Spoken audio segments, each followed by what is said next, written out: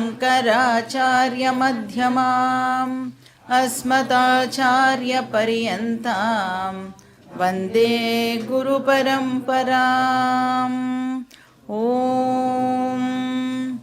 पार्थाय प्रतिबोधितां भगवता नारायणेन स्वयं व्यासेन ग्रथितां पुराणमुनिना मध्ये महाभारतम् अद्वैतामृतवर्षिणीं भगवतीम् अष्टादशाध्यायिनीम् अम्ब त्वामनुसन्ददामि भगवद्गीते भवद्वेषिणीम्। वसुदेवसुतं देवं कंसचाणूरमर्दनं देवकी परमानन्दं कृष्णं वन्दे जगद्गुरुं। मूकं करोति वाचालं पङ्गुं लङ्घयते गिरिं यत्कृपातमहं वन्दे परमानन्दमाधवम्। ॐ सहना भवतु सहनौ भुनक्तु सह वीर्यं करवावहै तेजस्विनावधीतमस्तु मा विद्विषावहै। ॐ शान्ति शान्ति शान्तिः। हरिः ॐ श्री गुरुभ्यो नमः। हरिः ॐ।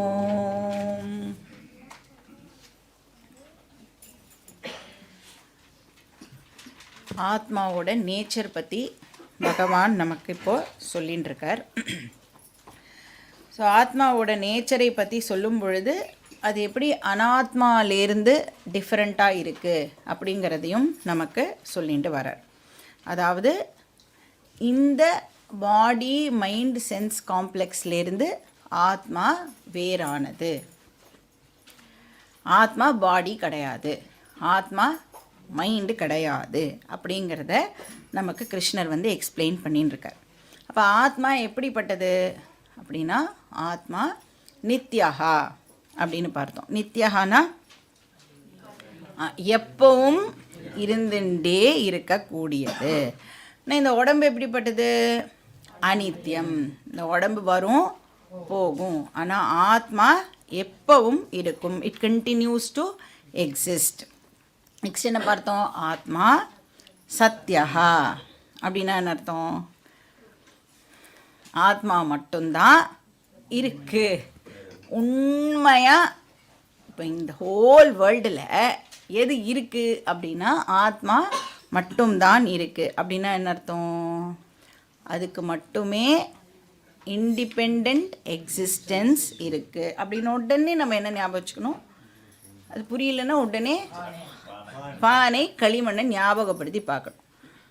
களிமண்ணால் இண்டிபெண்ட்டாக எக்ஸிஸ்ட் ஆக முடியும், ஆனால் பானையினால் களிமண் இல்லாமல் எக்ஸிஸ்ட் ஆக முடியாது. இப்போ ஆத்மாவுக்கு இண்டிபெண்ட் எக்ஸிஸ்டன்ஸ் உண்டு, ஆனால் அனாத்மா என்ன பண்ணுறது?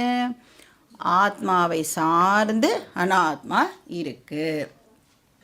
நெக்ஸ்ட் என்ன பார்த்தோம்? ஆத்மா சர்வகதா அப்படின்னா என்ன அர்த்தம்? அது ஆல் பர்வேடிங், எல்லா இடத்துலையும் அது இருக்குது. எப்படி ஆகாசம் ஆல் பர்வேடிங்கோ, ஸ்பேஸ் எப்படி எல்லா இடத்துலையும் இருக்குது அப்படின்னு சொல்கிறோமோ, ஆனால் எவ்வளவோ ஆப்ஜெக்ட்ஸு இந்த ஸ்பேஸில் இருக்குது இல்லையா? நிறைய பொருள்கள் இந்த ஸ்பேஸில் இருக்குது. இப்போ பொருள்கள் அநேகம், ஆனால் ஆகாசம் ஏகம்.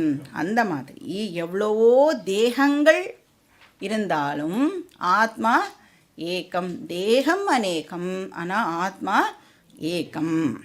நெக்ஸ்ட் என்ன பார்த்தோம்? ஆத்மா அப்ரமேயா அப்படின்னு பார்த்தோம்.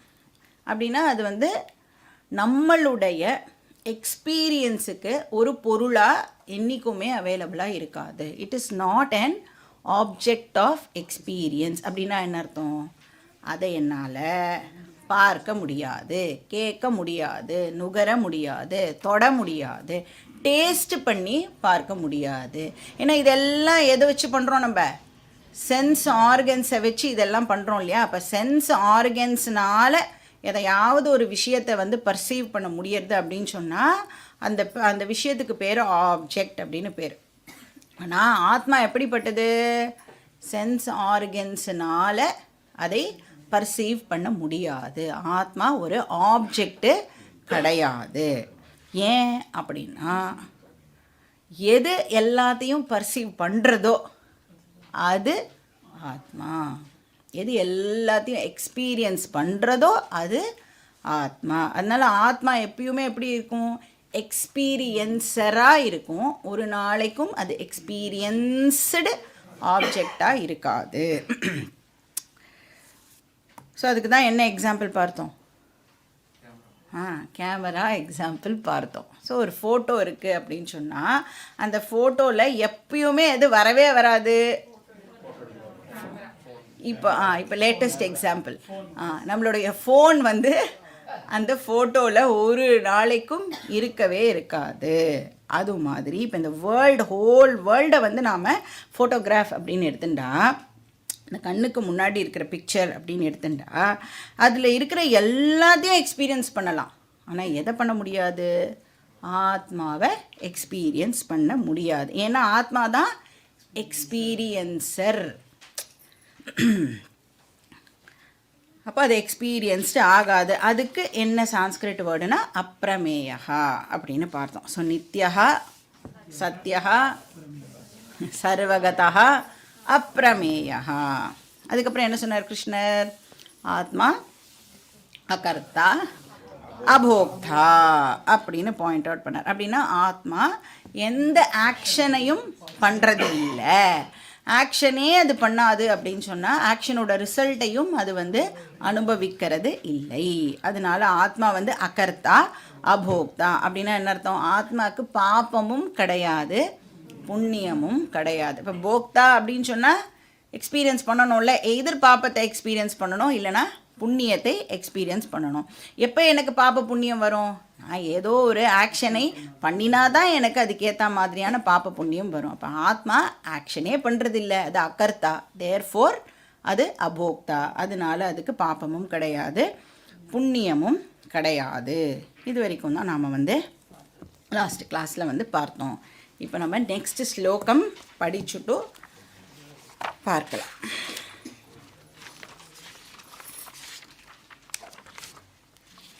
ஸ்லோகா நம்பர் என்ன படிக்கணும்? இப்போ நம்ம 20 படிக்கணும். பேஜ் நம்பர் 43, 44 கரெக்டா? 42, 43 சாரி 42, 43. न जायते म्रियते वा कदाचित्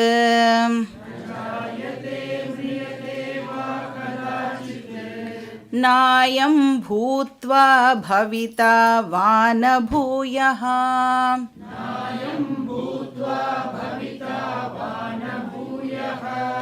अजो नित्यः शाश्वतोऽयं पुराणः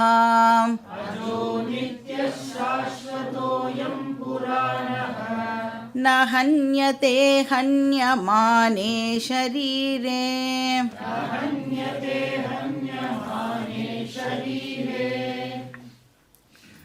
இது வந்து ஒரு இம்பார்ட்டண்ட் ஸ்லோகம். இப்போ நம்ம வந்து வேறு ஏதாவது டெக்ஸ்ட்லாம் படித்தா கூட அந்த டெக்ஸ்டிலலாம் வந்து இந்த ஸ்லோகத்தை கோட் பண்ணி நாம் வந்து படிப்போம். வெரி வெரி இம்பார்ட்டண்ட் ஸ்லோகம். அதனால தான் இப்போது எப்படி ஆயிடுது அப்படின்னா, இது வரைக்கும் வேறு ஒரு மீட்டரில் சொன்னோம். இப்போ வந்து ஸ்லோகமே எப்படி இருக்கு? பெருசாக இருக்குது. அப்புறம் டியூனையும் நாம் வந்து இப்போது மாற்றிட்டோம். இப்போ இந்த மாதிரி எனி டெக்ஸ்ட்டில் திடீர்னு வந்து ஒரு டியூன் மாறுறது, மீட்டர் மாறுறது அப்படின்னா என்ன அர்த்தம்னா அது ரொம்ப ரொம்ப இம்பார்ட்டண்ட்டான விஷயம், நல்லா கவனித்து பாரு அப்படிங்கிறதுக்காக இந்த ஆத்தர் என்ன பண்ணுவாள், டக்குன்னு அதோட டியூனை வந்து மாற்றிடுவாள். இப்போ இந்த ஸ்லோகம் வந்து எக்ஸாக்டாக ஒரு உபனிஷத்துலேருந்து அப்படியே எடுக்கப்பட்ட ஸ்லோகம். கட்டோபனிஷத் அப்படின்னு ஒரு உபனிஷத்து இருக்குது.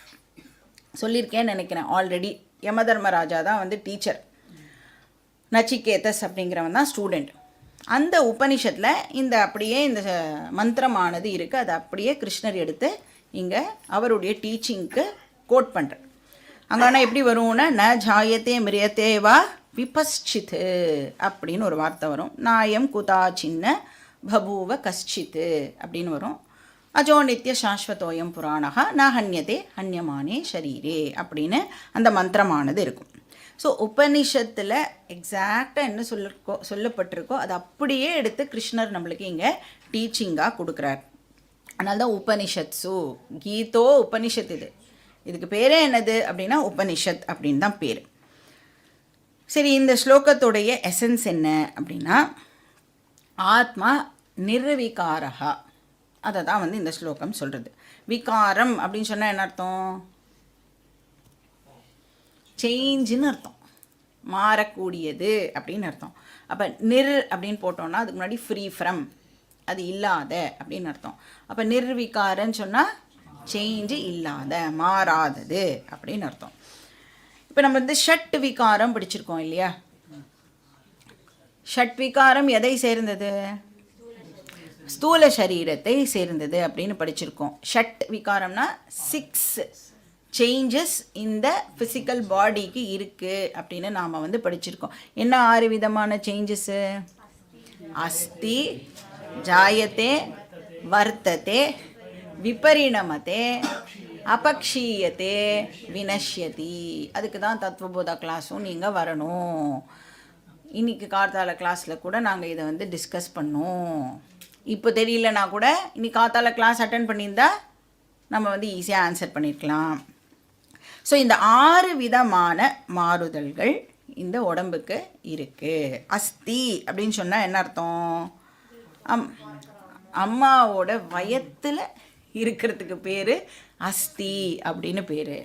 அதுக்கப்புறம் என்ன ஆகிறது? ஜாயத்தே, அந்த குழந்தை பிறக்கிறது, இந்த ஸ்தூல சரீரம் இப்போது பிறக்கிறது. அதுக்கப்புறம் வர்த்ததே, வர்த்ததேனா க்ரோத். இப்போ வந்து இந்த குழந்தையிலேருந்து ஒரு 20 வயசு வரைக்கும் அந்த சரீரம் வந்து வளருறது இல்லையா? அதுக்கப்புறம் என்ன ஆகுறது? வர்த்ததேக்கு அப்புறம் என்னது? விபரிணமத்தே அப்படின்னா நோ சேஞ்ச், க்ரோத்தும் இருக்காது, அதுக்கப்புறம் வந்து தேய்மானமும் இருக்காது. ஒரு 20 to 40 இயர்ஸ், இப்போ 40 இயர்ஸ் தான். முன்னாடி காலத்தில் ப்ராபப்ளி 20 to 50 இயர்ஸ், 60 இயர்ஸ் வரைக்கும் கூட சொல்லலாம். இப்போ வந்து 20லேருந்து 40 வரைக்கும் எந்த விதமான சேஞ்சும் இல்லாமல் இருக்கிறத விபரிணமத்தே அப்படின்னு சொல்லலாம். அப்புறம் 40 வயசுக்கு மேலே என்ன ஆகிறது? தேய்மானம் ஆரம்பிக்கிறது. அதுக்கு பேர் அபக்ஷீயத்தே அப்படின்னு அர்த்தம். அப்போ அந்த அபக்ஷீயத்தே முடியும் பொழுது என்ன ஆகிடும்? வினஷ்யதி, மரணம். அதான் வந்து நம்மளுடைய பாடியுடைய லாஸ்ட் சேஞ்ச் என்னதுன்னா மரணம். ஸோ ஒரு 60-70 வயசுலாம் ஆச்சுன்னா நடக்கிறதுக்கே கஷ்டப்படுறோம் இல்லையா? ஒன்றுமே பண்ண முடியாமல் ரொம்ப ரொம்ப கஷ்டமாக இருக்குது. அதுக்கு முன்னாடி வரைக்கும் எப்படி 2 படிக்கட்டாக தாவிலாம் ஏறியிருப்போம். ஒரு 50 வயசு ஆனாலே இப்போது ஒரு படிக்கட்லேயே 2 காலை வச்சு நிதானமாக எல்லா வேலையும் வந்து பண்ண ஆரம்பிக்கிறோம். ஸோ அதை வந்து ஜரா அப்படின்னு சொல்கிறோம். அந்த ஓல்ட் ஏஜ் இருக்கு இல்லையா, அதுக்கு சான்ஸ்கிரிட்டில் வந்து ஜரா அப்படின்னு பேர். இப்போ அந்த ஜராவோட எண்டு தான் வந்து மரணம். இந்த 6 மாடிஃபிகேஷன்ஸும் இந்த சரீரத்துக்கு இருக்குது.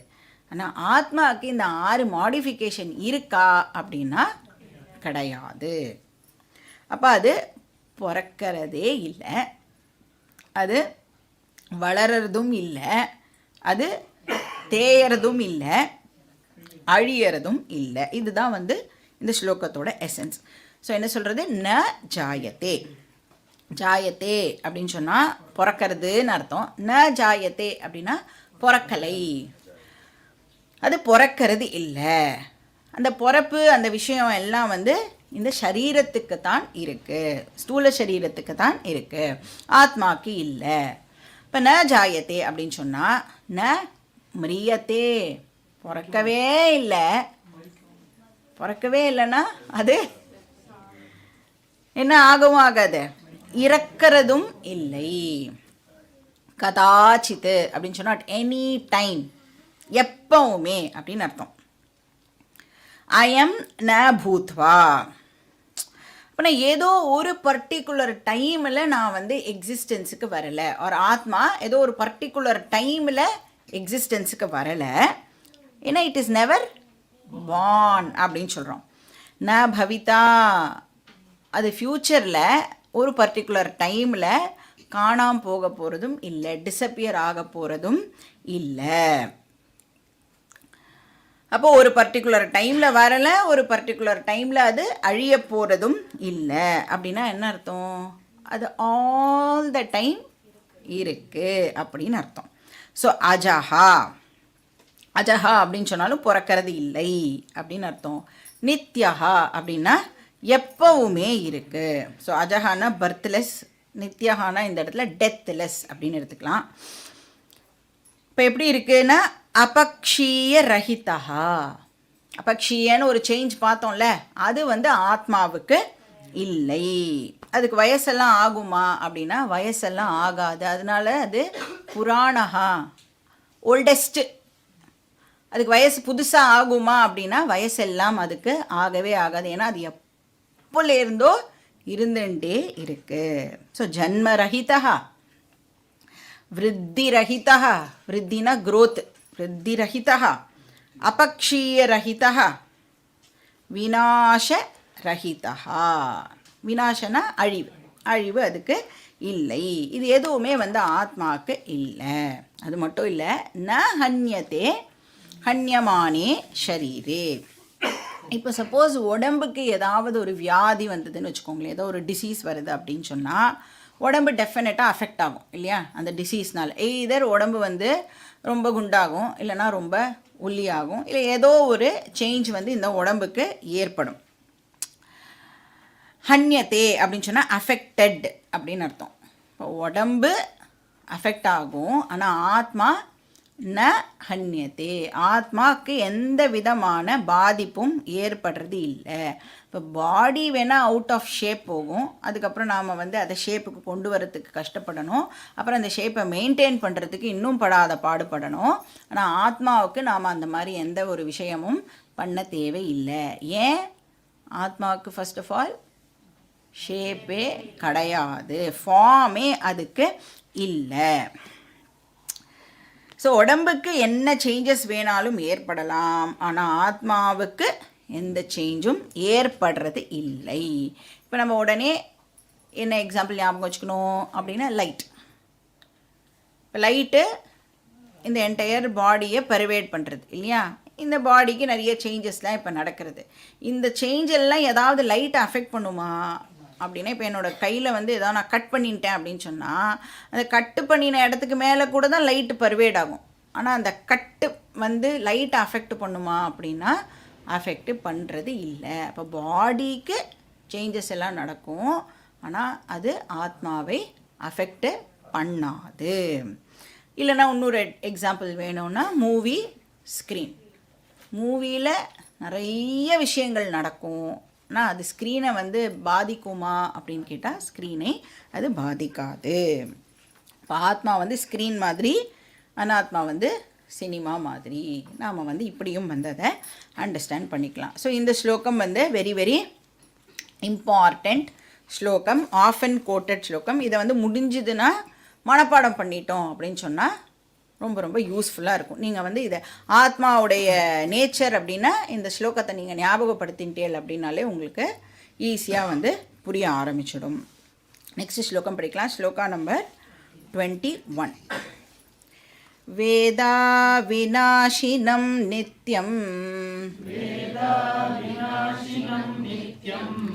யயேனமஜமவ்யயம் கதம் ச புருஷः பார்த்த கம் காதயதி ஹந்திகம்.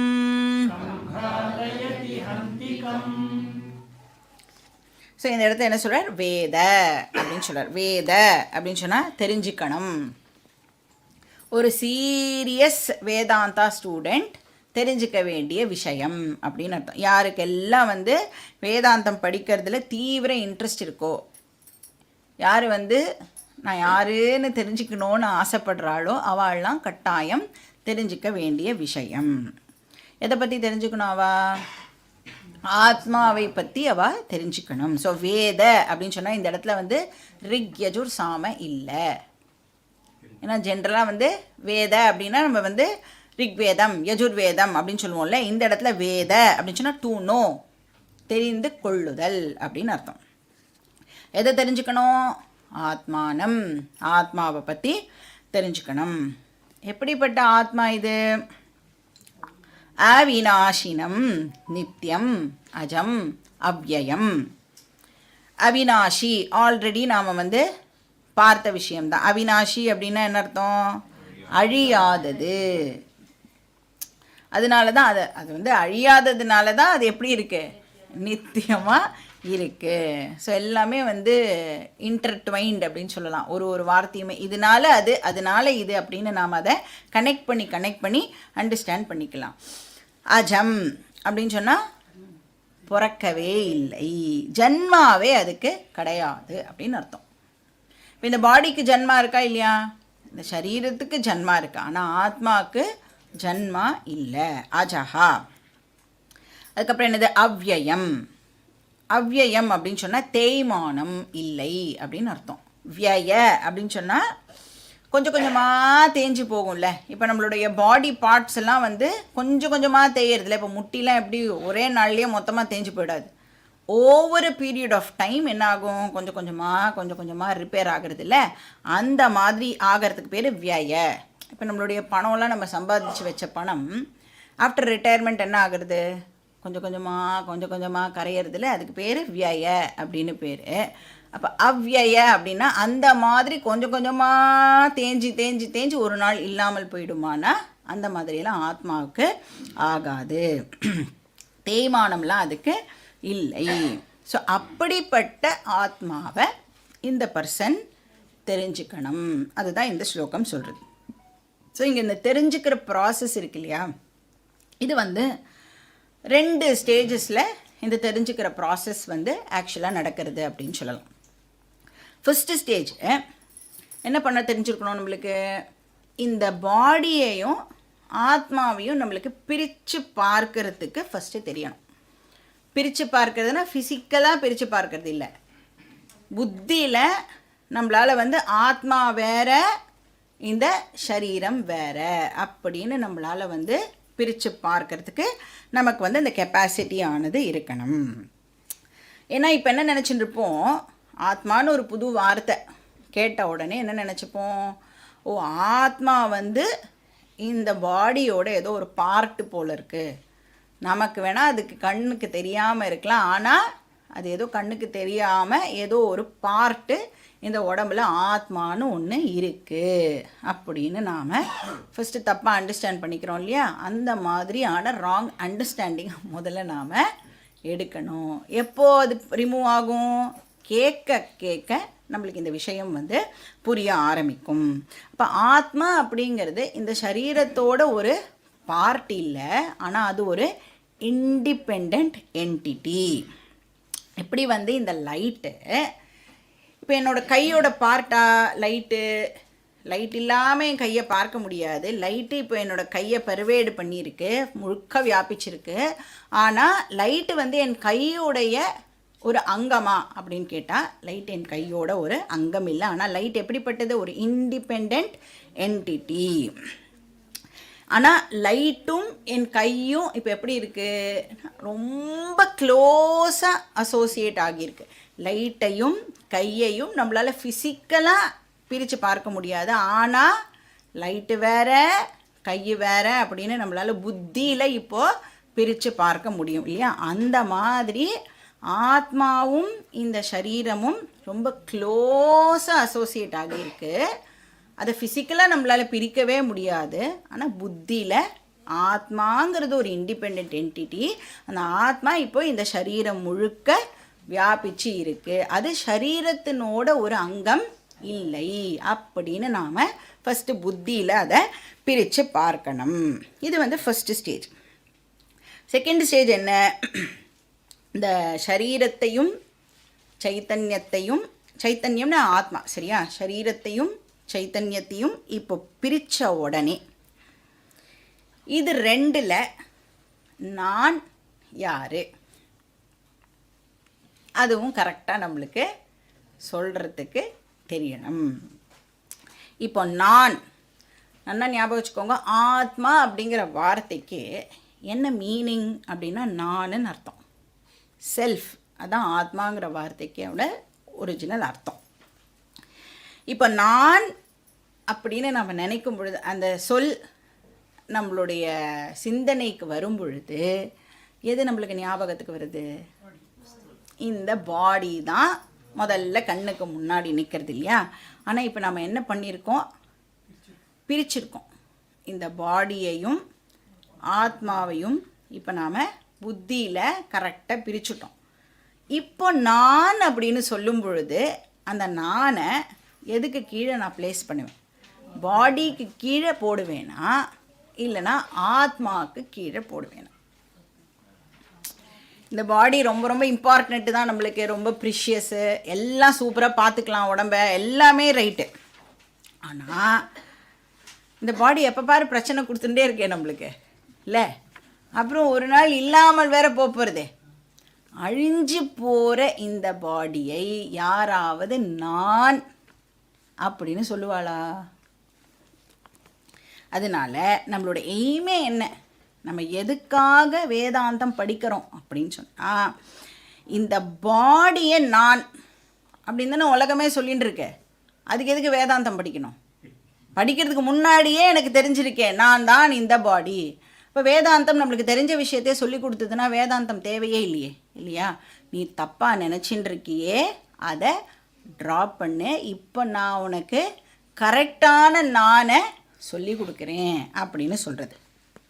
அப்போ அந்த பாடி தான் நானுன்னு சொல்கிறத ட்ராப் பண்ணிவிட்டு இப்போ என்ன கிளைம் பண்ணிக்கணும்? நாம் ஆத்மா தான் நான். அப்போ இந்த ஷிஃப்ட் இருக்குல்ல, இந்த பாடி நானுன்னு சொல்கிறத விட்டுட்டு இப்போ ஆத்மா தான் நான் அப்படின்னு சொல்லணும்னா அது வந்து இப்படின்றக்குள்ளே நடக்கிற விஷயமானா அது அப்படின்னு நடக்கிற விஷயம் இல்லை. ஏன்? அனந்த கோட்டி ஜென்மமாக நான் தான் இந்த சரீரம் அப்படிங்கிற ராங் அண்டர்ஸ்டாண்டிங்கை நான் கண்டினியூவஸாக எடுத்துன்னு வந்துட்டே இருக்கேன். அதனால தான் எனக்கு ஜென்மா ஆஃப்டர் ஜென்மா கிடச்சிருக்கு. இப்போது இந்த ஜென்மாவில் நான் வந்து அதை தெரிஞ்சுக்கிறேன், அது நான் கிடையாது அப்படின்னு. ஆனால் அவ்வளோ ஈஸியாக என்னால் அந்த ஷிஃப்ட் பண்ண முடியுமானா ஈஸியாக பண்ண முடியாது. It will take some time, நிறைய டைம் இன்ஃபேக்ட் அதுக்கு நடக்கும். அப்போ என்ன பண்ணணும்? டெய்லி எப்பெல்லாம் நம்மளுக்கு வந்து ஃப்ரீ டைம் அப்படின்னு ஒன்று இருக்கும்ல, என்ன பண்ணுறதுனே தெரியலையே அப்படின்னு ஒரு 10 நிமிஷமாவது டெஃபினட்டாக நமக்கு ஒரு ஃப்ரீ டைம் கிடைக்கும். அப்போது இந்த உடம்பை பார்த்து சொல்லணும், ஹே உடம்பே, நான் உன்னை டெம்பரரியாக இப்போ யூஸ் பண்ணிட்டு இருக்கேன். நான் உன்னை டெம்பரரியாக யூஸ் பண்ணிட்டு இருக்கேன் அப்படின்னு சொல்லும் பொழுதே தெரியறது நான் அந்த உடம்பு இல்லை. நான் டெம்பரரியாக யூஸ் பண்ணுற ஒரு இன்ஸ்ட்ருமெண்ட். இப்போ வந்து இந்த ஓஷன்லாம் இருக்குல்ல, இந்த அண்டார்டிக் ஓஷன், ஆர்டிக் ஓஷன், இதெல்லாம் பார்த்தீங்கன்னா தண்ணிக்கு நடுவில் வந்து ஐஸு கட்டியிருக்கும், ஐஸ்பர்க்ஸ் அப்படின்னு அது சொல்லுவாள். அப்போ அதை எங்கேருந்து வந்தது அந்த ஐஸ்பர்கு? அதே ஜலத்திலேருந்தே அந்த ஐஸ்பர்க் வந்திருக்கு. அப்புறம் அதே ஜலத்திலேயே அது ஃப்ளோட் ஆகிறது.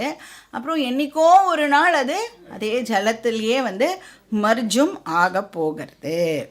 அது மாதிரி இந்த ஃபிசிக்கல் பாடி பஞ்சபூதத்திலேருந்து வந்தது. அப்புறம்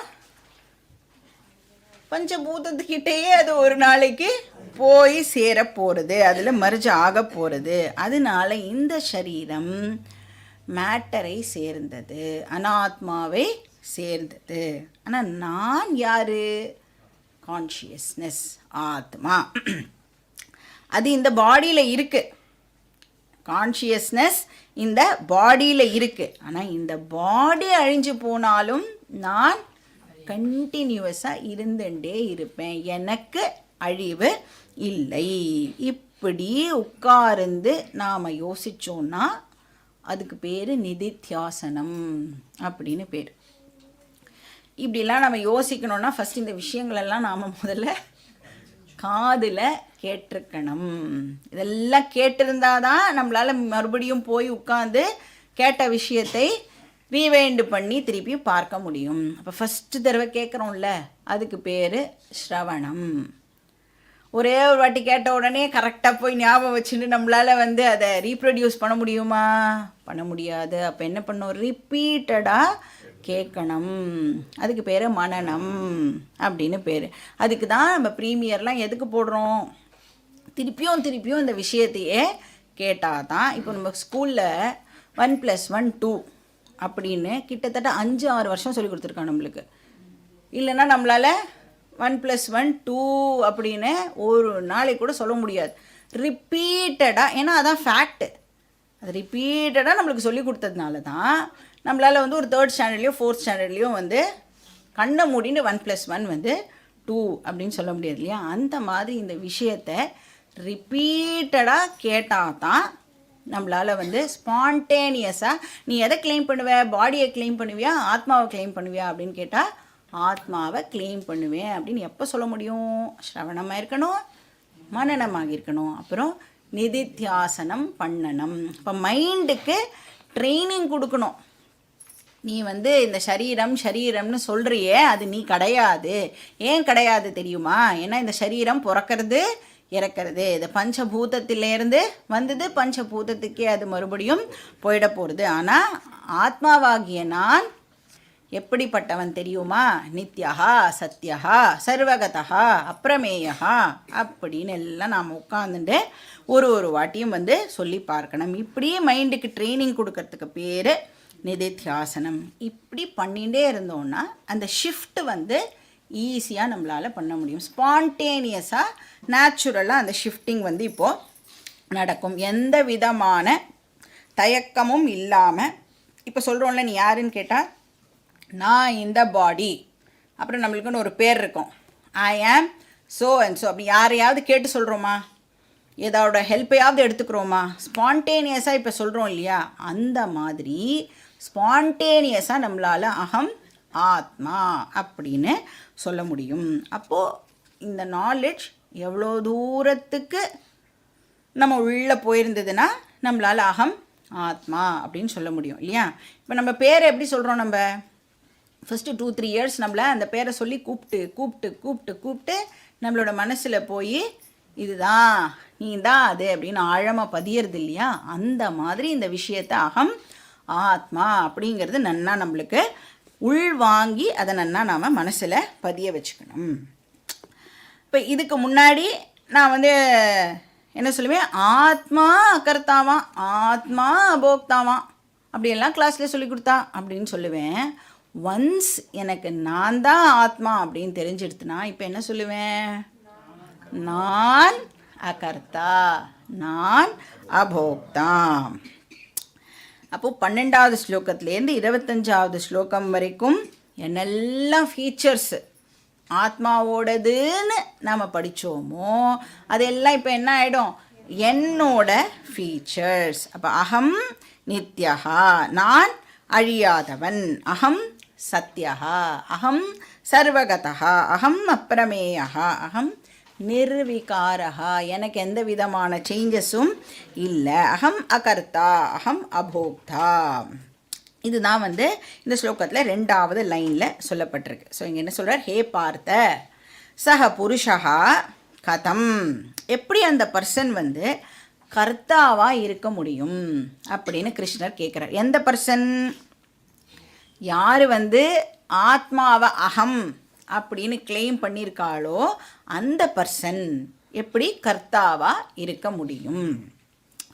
கிளைம் பண்ணிட்டா அப்படின்னு சொன்னால் அந்த பர்சனை தான் நம்ம ஞானி அப்படின்னு சொல்கிறோம். யாரால் அகம் ஆத்மான்னு கிளைம் பண்ண முடியும்? யாருக்கு ஞானம் இருக்கோ, இந்த ஆத்ம ஞானம் இருக்கோ அவளால் தான் அகம் ஆத்மான்னு சொல்ல முடியும். ஆத்ம ஞானம் இருக்கிற பர்சனை நாம் ஞானி அப்படின்னு சொல்கிறோம். அப்போ அந்த ஞானி எப்படி தன்னை கர்த்தா அப்படின்னு சொல்லுவான்னு இங்கே கிருஷ்ணர் கேட்குறார்.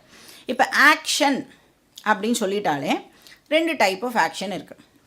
ஒன்று டைரக்ட் ஆக்ஷன், இன்னொன்று இன்டைரக்ட் ஆக்ஷன். இப்போ நானே அந்த ஆக்ஷனை பண்ணினேன்னா டைரெக்டாக நான் அந்த ஆக்ஷனை பண்ணுறேன், அதனால் எனக்கு பேர் வந்து கர்த்தா அப்படின்னு பேர்.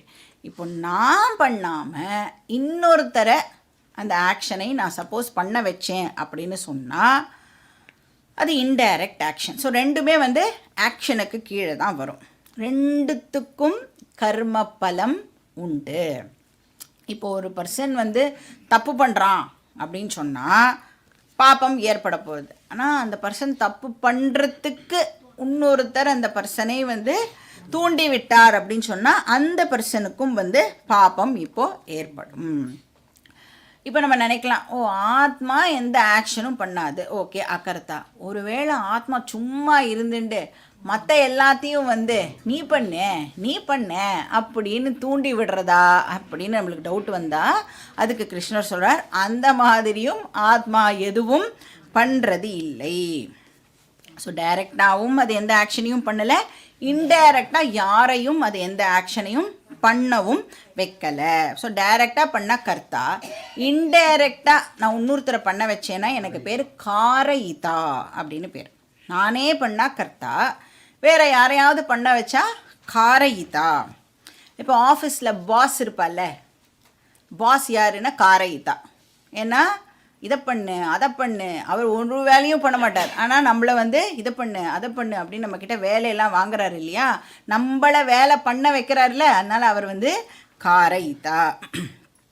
சரி, ஆத்மா கர்த்தாவா காரயிதாவா அப்படின்னா ரெண்டுமே இல்லை. ஸோ கதம் ச புருஷ ஹந்திம், எப்படி ஆத்மாவால் யாரையாவது கொல்ல முடியும்? ஹந்திம்னா கொல்றது.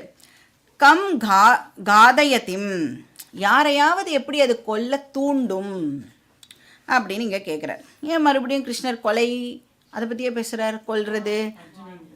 ஏன்னா இப்போது இருக்கிற கான்டெக்ஸ்ட்டை வச்சு கிருஷ்ணர் வந்து ஒரு எக்ஸாம்பிளே கொடுக்குறாரு. ஏன்னா குருக்ஷேத்திரத்தில் இருக்கிறதுனால இந்த கொலை அப்படிங்கிற ஒரு ஆக்ஷனை எடுத்து எக்ஸாம்பிளாக கொடுத்துக்கிறார். உங்களுக்கு என்ன ஆக்ஷன் வேணாலும் உங்களுடைய சௌகரியத்துக்கு ஏற்ற மாதிரி நீங்கள் அதை போட்டுக்கலாம். ஆத்மா சமையல் பண்ணுறதும் இல்லை, சமையல் பண்ண தூண்டுவதும் இல்லை. ஆத்மா ஆஃபீஸ் போவதும் இல்லை, ஆஃபீஸ் போவதற்கு தூண்டுவதும் இல்லை. அப்படின்னு உங்களுடைய வசதிக்கு ஏற்ற மாதிரி என்ன ஆக்ஷனை வேணாலும் நீங்கள் வந்து போட்டுக்கலாம். ஸோ இந்த விஷயத்தை தெரிஞ்சுட்டவா எப்படி கர்த்தாவாக இருக்க முடியும்? அதுதான் கிருஷ்ணர் இங்கே கேட்குறார். ஸோ எப்படி போக்தாவாக இருக்க முடியும்? ஸோ அகம் அகர்த்தா, அகம் அபோக்தா அப்படின்னு தெரிஞ்சிடுத்துனா ஐ ஆம் அ ஃப்ரீ பர்சன். எனக்கு பாப்பம் ஏது, எனக்கு புண்ணியம் ஏது?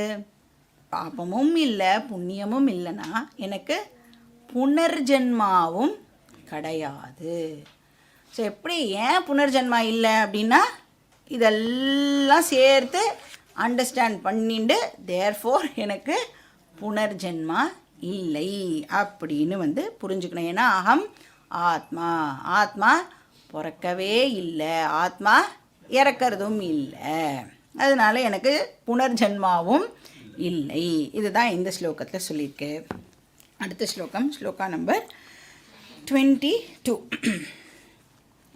வாசாம்சி ஜீர்ணாணி யதா விஹாய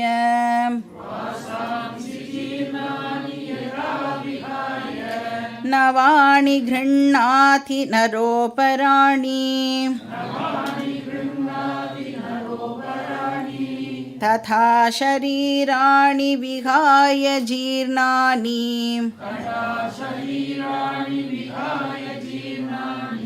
அன்யானி சய்யாதி நவானி தேஹி.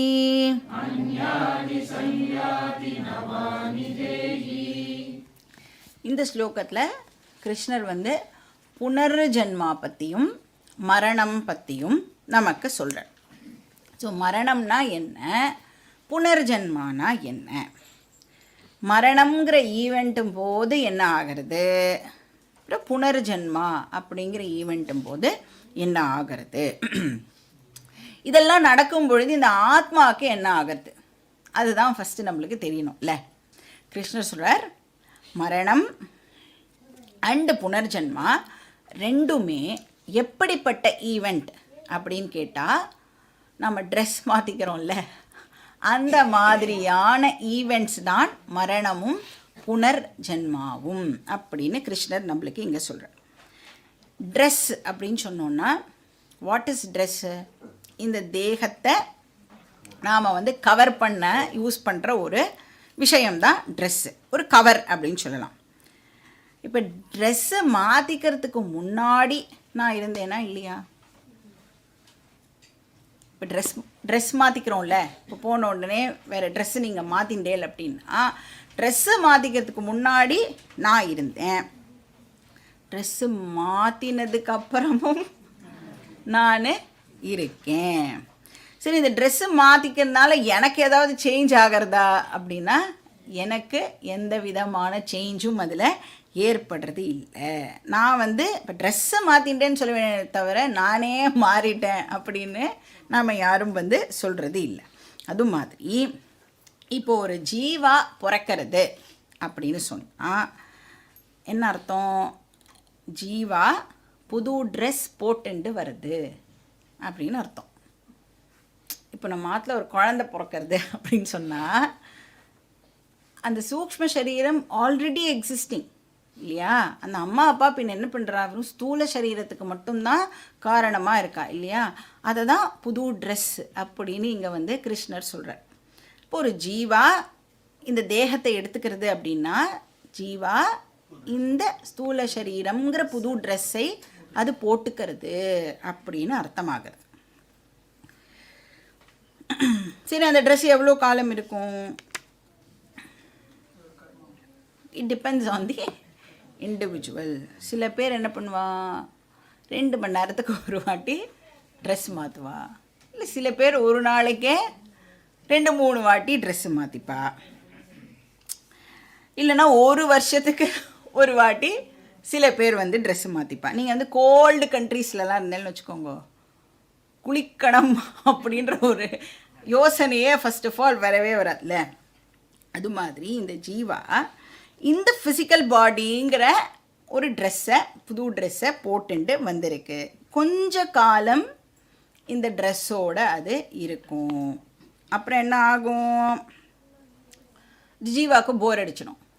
போர் அடித்த உடனே வேறு ட்ரெஸ்ஸு போட்டுண்டா நல்லா இருக்கும்ல அப்படின்னு ஒரு தாட் வந்த உடனே இந்த ட்ரெஸ்ஸை விட்டுட்டு வேற ஒரு புது ட்ரெஸ்ஸை எடுத்துக்கிறது. அப்படின்னா வேற ஒரு புது தேகத்தை அது வந்து எடுத்துக்கிறது. ஸோ போர் அடிக்கிறதுனா என்ன அர்த்தம் இந்த இடத்துல? இந்த ட்ரெஸ்ஸு வந்து பழசாக எடுத்து அப்படின்னு சொன்னால் அதான் இங்கே ஜீர்ணாணி அப்படின்னு வார்த்தை இருக்கு இல்லையா? வாசாம்சி ஜீர்ணாணி விகாய எப்படி போட்டுக்கணும்னா ஜீர்ணாணி வாசாம்சி விகாய. ஜீர்ணாணி அப்படின்னா கிழிஞ்சு போன, நஞ்சு போன அப்படின்னு அர்த்தம். வாசாம்சின்னா ட்ரெஸ்ஸுன்னு அர்த்தம். ஜீர்ணாணி வாசாம்சி கிழிஞ்சு போன நஞ்சு போன ஒரு ட்ரெஸ்ஸை விகாய விட்டுட்டோ ட்ராப் பண்ணிட்டு. ஏன்னா ஒரு ட்ரெஸ்ஸு கிழிஞ்சு போச்சுன்னா என்ன பண்ணுவோம், நம்ம தூக்கி போட்டுட்டு வேற ஒரு புது ட்ரெஸ்ஸை போட்டுக்கிறோம் இல்லையா? ஸோ ஓன் அவுட் ட்ரெஸ்ஸை இந்த ஜீவா வந்து தூக்கி போட்டுட்டு ஏன் வந்து அந்த ட்ரெஸ்ஸு வந்து இப்போது ஓன் அவுட் ஆகிடுது, ஒரு கிழிஞ்சு போயிடுது. அவ்வளோ வாட்டி நான் வந்து அதை யூஸ் பண்ணி தோச்சு காய வச்சு அதை வந்து நான் ஒரு நாள் வந்து கிழிச்சுடுறேன் அப்படின்னா அந்த ட்ரெஸ்ஸுனால it can no longer serve the purpose. இனிமேல் அது எனக்கு யூஸ் ஆகாது. அந்த மாதிரி இந்த சரீரம் நான் யூஸ் பண்ணி முடிச்சுட்டேன். என்ன கர்மாவோ அந்த கர்மா முடிஞ்சிடுது அப்படின்னு சொன்னால் இனிமே இந்த சரீரம் இருந்து நான் அனுபவிக்க வேண்டிய சுகமோ துக்கமோ எதுவும் இல்லை அப்படின்னு ஆயிடுத்துன்னா இந்த சரீரம் வந்து இப்போது ட்ராப் ஆகிடுறது. இப்போ வேறு ஒரு ட்ரெஸ்ஸை வந்து போட்டுக்கிறோம் இல்லையா? இப்போ ஜீர்ணாணி வாசாம்சி விகாய என்ன பண்ணுறோம், நவாணி அபராணி கிருண்ணாதி.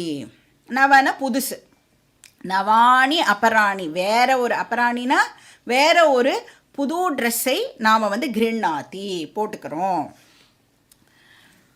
எப்படி வந்து இப்போ ட்ரெஸ் மாற்றிக்கிறோம் அப்படின்னு சொன்னால் யாருக்கும் தெரியாமல் ஒரு ரூம்குள்ளே போய் நம்ம ட்ரெஸ்ஸை மாற்றிட்டு வரோம் இல்லையா?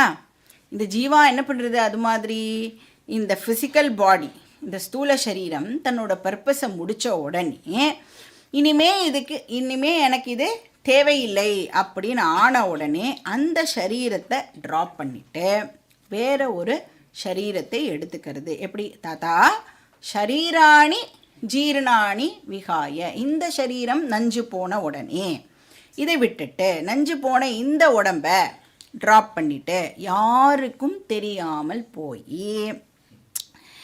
இப்போ ஃபிசிக்கல் பாடி இருக்கிறதுனால தான் நம்ம எல்லா கண்ணுக்கும் தெரிகிறோம் இல்லையா? இப்போ விசிபிளாக ஏன் இருக்கும்?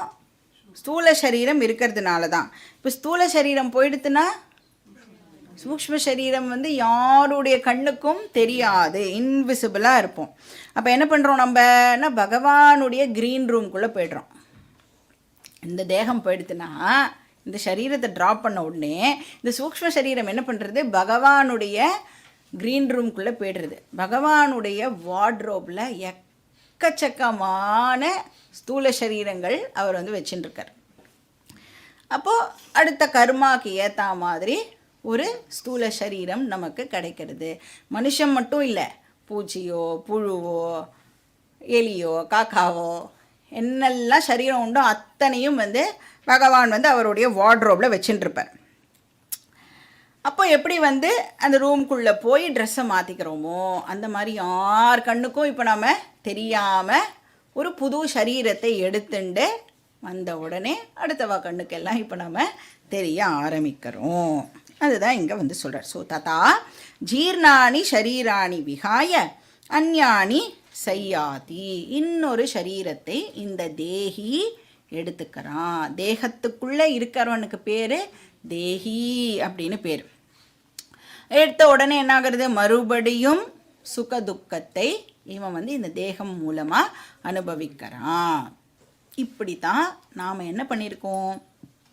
ஜென்ம ஜென்மமாக டிஃப்ரெண்ட் பாடிஸை நாம் எடுத்து அது செத்து போய் மறுபடியும் இன்னொரு பாடி எடுத்து அது செத்து போய் இப்போ கரண்ட்டாக நமக்கு இந்த மனுஷ சரீரம் இருக்குது. ஸோ இந்த புனரபி ஜனனம் புனரபி மரணம்ங்கிற சைக்கிளில் இவ்வளோ நாள் நாம் கோ த்ரூ பண்ணியிருக்கோம்.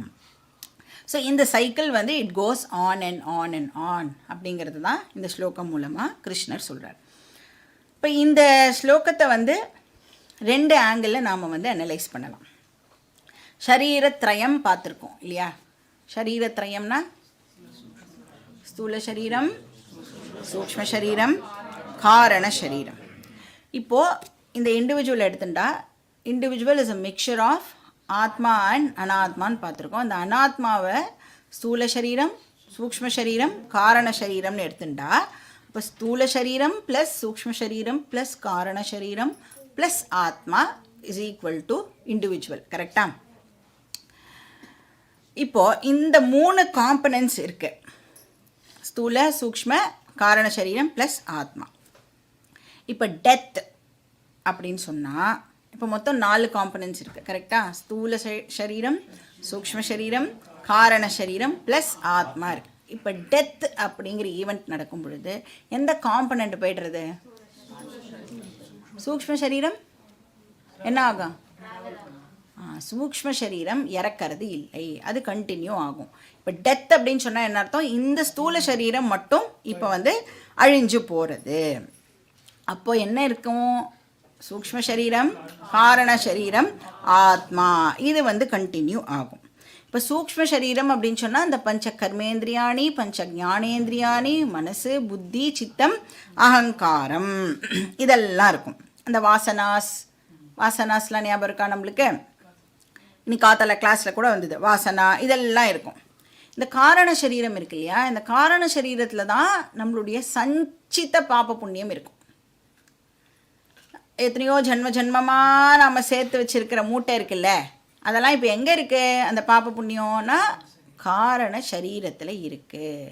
அதெல்லாம் இப்போ எப்படி இருக்குது அப்படின்னா அன்மேனிஃபெஸ்ட் ஃபார்மில் அது அவைலபிளாக இருக்குது. இன்னும் வெளில சுகமாகவோ துக்கமாகவோ எக்ஸ்ப்ரெஸ் ஆகிறதுக்கு இன்னும் அது ரெடி ஆகாத ஒரு ஃபார்மில் காரண சரீரத்தில் அது இருக்குது. அப்போ சூக்ஷ்ம சரீரம், காரண சரீரம், ஆத்மா இது மூணும் கண்டினியூ ஆகும். இப்போ இந்த சூக்ஷ்ம சரீரம் அண்ட் காரண சரீரத்தை சேர்த்து சூக்ஷ்ம சரீரம் அப்படின்றது மட்டும் நாம் இப்போது வச்சுக்கலாம். அப்போ சூக்ஷ்ம சரீரம் கண்டினியூ ஆகிறது. இந்த சூக்ஷ்ம சரீரம் தான் என்ன பண்ணுறது, ஒரு பிளேஸ்லேருந்து இன்னொரு பிளேஸுக்கு ட்ராவல் பண்ணுறது. சூக்ஷ்ம அப்படின்னு சொன்னாலே இன்விசிபிள், அதை யாராலையும் பார்க்க முடியாது. இப்போ பார்க்க முடியாதுங்கிற காரணத்தினால அது இல்லை அப்படின்னு நம்மளால் சொல்ல முடியாது. இதை நல்லா ஞாபகம் வச்சுக்கணும். இந்த டவுட் வந்ததுன்னா நம்ம என்ன கேட்டுக்கணும், நம்மளையே நமக்கு கூட தான் அறிவு இருக்குன்னு சொல்கிறோம், ஆனால் யாராலையும் அதை பார்க்க முடியாது, ஆனால் அறிவு நமக்கு இருக்குது. அந்த மாதிரி சூக்ஷ்ம சரீரத்தை பார்க்க முடியாது, ஆனால் அது கண்டினியூ ஆகிறது, ட்ராவல் பண்ணுறது. ஸோ பாடியை தான் நம்மளால் பார்க்க முடியும். பாடிக்குள்ளே இருக்கிற சூக்ஷ்ம சரீரம் இன்விசிபிள். அப்போது அது இந்த சூக்ஷ்ம சரீரம் தான் என்ன பண்ணுறது, ட்ராவல் பண்ணி இன்னொரு ஸ்தூல சரீரத்தை அது எடுத்துக்கிறது. அப்போ இந்த சூக்ஷ்ம சரீரம் நெக்ஸ்ட் பிராரப்தத்துக்கு ஏற்ற மாதிரி, சப்போஸ் நிறைய புண்ணியம் இருந்ததுன்னு வச்சுக்கோங்க, ஒரு நல்ல புண்ணிய சரீரம் கிடைக்கும். ஒரே பாப்பம் தான் இருந்தது அப்படின்னு சொன்னால் பாப்ப சரீரம் அதுக்கு கிடைக்கும். இல்லை ரெண்டும் இருந்ததுன்னா, பாப்பம் அண்ட் புண்ணியம் மிக்சர் இருந்ததுன்னா என்ன சரீரம் கிடைக்கும், மனுஷ்ய ஜென்மம் கிடைக்கும். இப்போ மனுஷ்ய ஜென்மம் நமக்கு ஏன் கிடச்சிருக்கு அப்படின்னா, புண்ணியம் அண்ட் பாபம் கிட்டத்தட்ட ஒரு ஈக்குவல் மெஷரில் நம்மளுக்கு இருக்கிறதுனால தான் இந்த மனுஷ சரீரம் கிடைக்கிறது. ஸோ புண்ணியேன புண்ணியலோகம், பாப்பேன பாபலோகம், உபாபியாம் மனுஷ்யலோகம். ஸோ அந்த மாதிரி ஒரு சரீரம் நம்மளுக்கு கிடைக்கிறது. இப்போ சூக்ஷ்ம சரீரத்தினுடைய ஸ்டாண்டு பாயிண்ட்லேருந்து பார்த்தோம் அப்படின்னு சொன்னால், மரணத்துக்கு அப்புறம் என்ன ஆகிறது அப்படின்னா, அது ட்ராவல் பண்ணுறது, சூக்ஷ்ம சரீரம் ட்ராவல் பண்ணுறது. ஆத்மாவோட ஸ்டாண்டு பாயிண்ட்லேருந்து பார்த்தோன்னா மரணத்துக்கு அப்புறம் என்ன ஆகிறது, எதுவுமே ஆகாது. ஏன்னா ஆத்மா எந்த சேஞ்சையும் அண்டர்கோ பண்ணாது. ஆத்மா எங்கேயும் இங்கேருந்து அங்கெல்லாம் அதால் ட்ராவல் பண்ண முடியாது. ஏன் ட்ராவல் பண்ண முடியாது, ஆல் பர்வேடிங், வெரி குட்.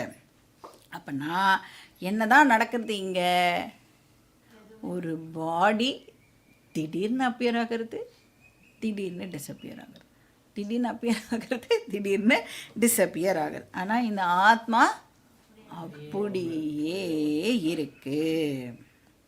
இப்படி ஒரு பழைய கட்டடத்தை இடிக்கிறோன்னு வச்சுக்கோங்க, பழைய கட்டடத்தை இடித்து புதுசாக ஏதோ ஒன்று கட்டுறோம் அப்படின்னா, அந்த பழைய கட்டடத்துக்குள்ளே ஒரு ஸ்பேஸ் அவைலபிளாக இருந்ததே, அதில் ஏதாவது சேஞ்ச் இப்போ நடக்குமா அப்படின்னா எந்த விதமான சேஞ்சும் நடக்காது. ஆனால் அந்த வெளியில் இருந்த ஸ்ட்ரக்சர் இருக்கே, அந்த ஸ்தூல ஸ்ட்ரக்சரில் இப்போ சேஞ்ச் ஆனது நடக்குது. ஆனால் அதுக்குள்ளே இருந்த ஆகாசம் இருக்கே, அதுக்கு எந்த விதமான சேஞ்சும் இருக்கிறது இல்லை. ஏன்னா ஆகாசத்தில் கட்டடம் இருக்குது, கட்டடத்துக்குள்ளே ஆகாசம் இல்லை, ஆகாசத்தில் கட்டடம் இருக்குது. அந்த மாதிரி ஆத்மாவில் இந்த தேகங்கள் எல்லாம் இருக்குது. அப்போ தேகம் வருது, தேகம் போகிறது, ஆனால் ஆத்மாவுக்கு எந்த விதமான சேஞ்சும் நடக்கிறது இல்லை. ஸோ இந்த மனுஷ சரீரம் அப்பியர் ஆகும், டிஸப்பியர் ஆகும். பூனை சரீரம் வரும், பூனை சரீரம் போயிடும். நாய் சரீரம் வரும், நாய் சரீரம் போயிடும். ஆனால் ஆத்மா இட் ரிமைன்ஸ். ஸோ ஆத்மாவுக்கு புனர்ஜன்மாவோ புனர் மரணமோ கிடையாது அப்படிங்கிறது தான் இந்த ஸ்லோகத்தோட விஷயம். Next shloka number 23. நைனம் சிந்தந்தி சஸ்திராணி நைனம் தஹதி பாவகஹ ந சைனம் க்லேதயந்த்யாபஹ ந சோஷயதி மாருதஹ. இப்போ ஆத்மா இந்த உடம்போட வெரி க்ளோஸ்லி அசோசியேட்டட் அப்படின்னு பார்த்தோம் இல்லையா. அப்படி இருந்தாலும் அதை எதாலையும் அழிக்க முடியாது அப்படின்னு இந்த ஸ்லோகத்தில் சொல்கிறார். ஆனால் இந்த உடம்பு இருக்கே, அதை எதால வேணும்னாலும் அழிக்க முடியும். இப்போ உடம்பை பஞ்சபூதத்தில் இருக்கிற 4 எலிமெண்ட்ஸ்னால் நம்மளால் அழிக்க முடியும். அதில் 4 எலிமெண்ட்ஸ், அப்போ ஒரு எலிமெண்ட்னால் எதுவுமே பண்ண முடியாது. ஆகாசம் இருக்குல்ல, அதால் உடம்பை அழிக்க முடியாது. ஏன்னா ஆகாசத்தினால எந்த ஒரு ஆக்ஷனும் பண்ண முடியாது. அப்போ பாக்கி 4 எலிமெண்ட்ஸ் இருக்குல்ல, அந்த 4 எலிமெண்ட்ஸ்னாலையும் இந்த உடம்பை அழிக்க முடியும். இப்போ இந்த வெப்பன்ஸ்லாம் யூஸ் பண்ணுறோம்ல, கத்தி, அருவாள், வாட்டெவர், அதெல்லாம் வந்து எந்த பூதத்தை சேர்ந்தது? பிருத்திவியை சேர்ந்தது. அதில் எந்த தானே பண்ணுறா இல்லையா? பிருத்திவியில் கிடைக்கிற ஒரு எலிமெண்ட்டை வச்சு தான், ஒரு இதை வச்சு தான் கத்தி காப்பட்டாலாம் பண்ணுறாள்ல, அது வந்து பிருத்திவி எலிமெண்ட்னால ஆக்கப்பட்டது. அதால் இந்த உடம்பை அஃபெக்ட் பண்ண முடியுமா? அழிக்க முடியுமானா அழிக்க முடியும். ஜலத்தினால உடம்பை அழிக்க முடியுமா? ஜலமும் உடம்பை அழிக்கும். நெருப்புனால உடம்பை எரிக்க முடியும். காற்றுனால உடம்பை ஒலர பண்ண முடியும். அதாவது ட்ரை பண்ணிடும். டீஹைட்ரேஷன்லாம் சொல்கிறோம்ல, அதெல்லாம் எதனால் நடக்கிறது? வாயுனால் நடக்கிறது. ஓவராக டீஹைட்ரேட் ஆச்சு அப்படின்னா யூ ஆர் கான். இந்த உடம்புனால வந்து இருக்க முடியாது. ஸோ இந்த 4 எலிமெண்ட்ஸ்னால உடம்பை வந்து அஃபெக்ட் பண்ண முடியும். அது மாதிரி இந்த 4 எலிமெண்ட்ஸ்னால ஆத்மாவை ஏதாவது பண்ண முடியுமான்னு கேட்டால் ஆத்மாவை டச்சே பண்ண முடியாது. 4 எலிமெண்ட்ஸ்னால ஆத்மாவை எதுவும் பண்ண முடியாது. அதுதான் இங்கே சொல்கிறேன். சஸ்திராணி ஏனம் ந சிந்தந்தி. சஸ்திரங்கள்னால ஆத்மாவை கட் பண்ண முடியாது. சிந்தந்தினா கட் பண்ணுறது. ந சிந்தந்தி, கட் பண்ண முடியாது. சஸ்திராணிங்கிறது பூமியை குறிக்கிறது. பாவகா ஏனம் ந தஹதி. பாவகா அப்படின்னா ஃபயர், நெருப்பு. நெருப்பால் ஆத்மாவை எரிக்க முடியாது. ந தஹதி. ஆபகா ஏனம் ந கிளேதயந்தி. ஆபகானா ஜலம். நீரால் ஆத்மாவை நனைக்க முடியாது. ஃபைனலாக மாருதா ந சோஷயதி. வாயுனால் ஆத்மாவை ட்ரை பண்ண முடியாது, ஒலர செய்ய முடியாது. ஸோ இதுதான் வந்து இந்த ஸ்லோகத்தோட விஷயம். 4 எலிமெண்ட்ஸ்னாலையும் ஆத்மாவை டச் பண்ண முடியாது, அஃபெக்ட் பண்ண முடியாது அப்படின்னு சொல்கிறார். அடுத்த ஸ்லோகம் படிக்கலாம். ஸ்லோகா நம்பர் 24. अच्छेद्योयमदाह्योऽयम् अक्लेद्यो शोष्य एव च नित्यः सर्वगतस्तानुः अचलोऽयं सनातनः. இப்போ இந்த ஸ்லோகத்துடைய ஃபஸ்ட்டு லைன் வந்து போன ஸ்லோகத்தோடைய ரெப்படிஷன் அப்படின்னு வச்சுக்கலாம். அச்சேத்யா அப்படின்னா ஆத்மாவை வெப்பன்ஸுனால் கட் பண்ண முடியாது.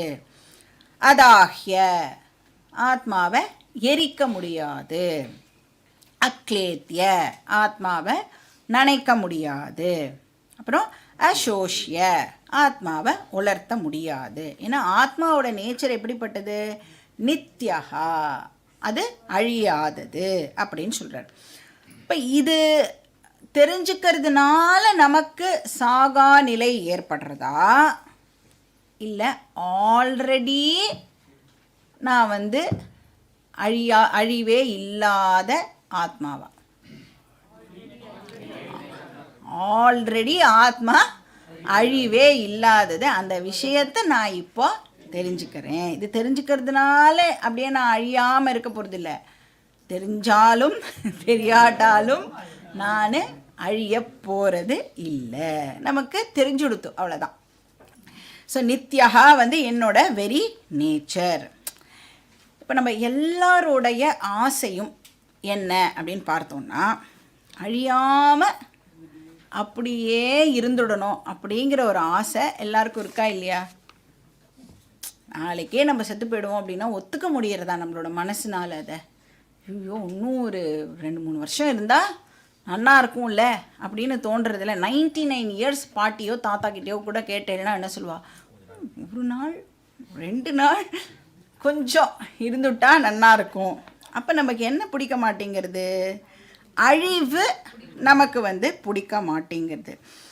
ஏதோ ஒரு வழியில் நாம் வந்து தொடர்ந்து இருந்துகிட்டே இருக்கணும். அதனால தான் என்ன பண்ணுவா பார்த்தீங்கன்னா, ஃபேமிலியில் இந்த பேர குழந்தைக்கோ பேத்திக்கோ வந்து தன்னோட தாத்தாவோட பேரை வந்து வச்சுடுவான். இந்த உடம்பு இல்லைன்னா என்ன, நான் ஏதாவது ஒரு ரூபத்தில் இந்த ஃபேமிலியில் வந்து கண்டினியூ ஆகணும். அப்புறம் வீடு முழுக்க ஃபோட்டோ, அப்புறம் அட்லீஸ்ட் ஒரு 2 ஜென்ரேஷன்ஸ்க்கு வச்சுப்பால, அதுக்கப்புறம் தான் அதை தூக்கி போடுவா. ஒரு 2 ஜென்ரேஷனுக்காவது எப்படியாவது நாம் வந்து இந்த வீட்டில் கண்டினியூ பண்ணி இருந்துடணும் அப்படின்னு சொல்லி, இல்லைனா அதை ட்ரஸ்ட்டு ஃபார்ம் பண்ணி அந்த ட்ரஸ்ட்டுக்கு தன்னோட பேரை வச்சு காலங்காலமாக அந்த ட்ரஸ்ட்டில் என்னோடய பேர் நிலச்சி இருக்கும். அப்போ ஏதோ ஒரு வகையில் நாம் வந்து கண்டினியூ ஆகணும் அப்படின்னு நினைக்கிறோம் இல்லையா? ஏன் அப்படி நினைக்கிறோம்? ஏன் நம்மளால் வந்து அழிவை ஒத்துக்க முடியல? ஏன்னா it is not my nature. என்னோடய நேச்சர் என்னது? அழிவு இல்லாதது தான் என்னுடைய நேச்சர். அதனால் அழியிற ஒரு விஷயத்தை என்னால் வந்து அக்செப்ட் பண்ணிக்க முடியலை. இப்போது யாராவது வந்து சந்தோஷமாக இருந்தான்னு வச்சுக்கோங்களேன், சந்தோஷமாக இருந்தால் அதை வந்து நம்மளால் அக்செப்ட் பண்ண முடியாது. இதே யாராவது துக்கமாக இருந்தால் அது நம்மளால் ஒத்துக்க முடியறதா? உடனே போய் என்ன கேட்குறோம், ஏன் நீ வந்து இவ்வளோ சோகமாக இருக்க, என்ன ஆச்சுன்னு சொல்லு. உடனே அவளை வந்து அந்த கன்சோல் பண்ணி அவளுக்கு ஒரு கம்ஃபர்ட் கொடுக்கறதுக்கு நம்ம முயற்சி பண்ணுறோம்ல. ஏன்? ஏன்னா நான் துக்க ஸ்வரூபம் கிடையாது, ஆனந்த ஸ்வரூபம். எனக்கு வந்து எது அன்நேச்சுரலாக இருக்கோ அதை வந்து என்னால் அக்செப்ட் பண்ணிக்க முடியாது. ஏன்னா சாகிறத எல்லாரும் ஏன் ரிஜெக்ட் பண்ணுறா? மார்டாலிட்டி என்னோட நேச்சர் இல்லை. ஸோ நான் நித்யஹா, அதனால ஸ்தானுஹுன்னா சேஞ்ச்லெஸ். டைம்னால் என்ன ஒன்றும் பண்ணவே முடியாது. டைம்னால் எந்த விதமான சேஞ்சையும் எனக்கு ஏற்படுத்த முடியாது. நான் நித்யஹா அப்படின்னு சொன்னால் time cannot bring out any change. அதனால ஸ்தானுஹு. அதுக்கப்புறம் என்னது? அச்சலஹா. அச்சலஹா அப்படின்னா அகெயின் எனக்கு வந்து மூவ்மெண்ட்டெல்லாம் எதுவும் கிடையாது. சேஞ்ச் நடந்தால் தானே ஏதாவது ஒரு மூமெண்ட்டெல்லாம் இருக்கும் இல்லையா? அதனால் நான் மூமெண்ட் எனக்கு மூமெண்ட் கிடையாது. அச்சலஹா. எந்த ஒரு பொருள் மூவ் ஆகும் அப்படின்னா எதுக்கு பவுண்ட்ரி இருக்கோ அதுக்கு மூமெண்ட் வந்து பாசிபிள். ஆனால் எனக்கு பவுண்ட்ரியே இல்லாததுனால எனக்கு மூமெண்ட் இஸ் நாட் பாசிபிள். அதனால் அச்சலஹா. அப்புறம் என்னது?